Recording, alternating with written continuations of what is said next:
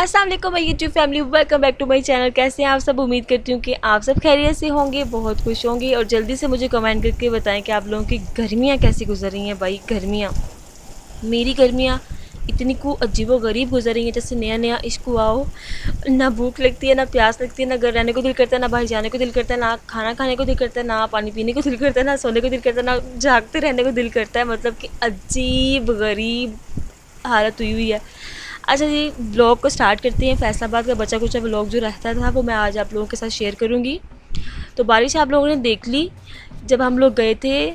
आपको पता है पिछले एक ब्लॉग में बताया था गर्मी थी, फिर अच्छा खासा वेदर हो गया था, खुशगवार सा। तो अगले दिन हम लोग चले गए बूलीवर्ड मॉल, यही कहते हैं ना यार, मुझे उसे ना प्रोनाउंस करना नहीं आता, आता है जितना आता है कर दिया।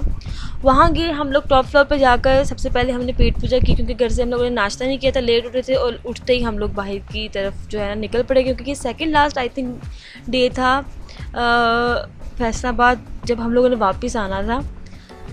फिर हम लोगों ने वहाँ पर मोमोज़ ट्राई किए, वहाँ की बिरयानी ट्राई की, बहुत अच्छी थी। मोमोज़ इतने अच्छे नहीं थे या इसमें फीलिंग उन्होंने इतनी मज़े की नहीं रखी हुई थी, थोड़ी सी स्पाइसी हो जाती। हम लोग बस देसी लोग जो है ना स्पाइसी मांगते हैं, लेकिन मोमोज़ का जो फ्लेवर होता है ना वो यही होता है।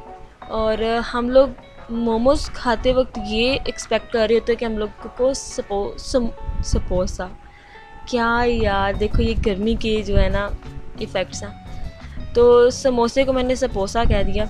समोसे को एक्सपेक्ट कर रहे होते हैं कि वैसा होगा, लेकिन मोमोज़ यार मोमोज़ होते हैं।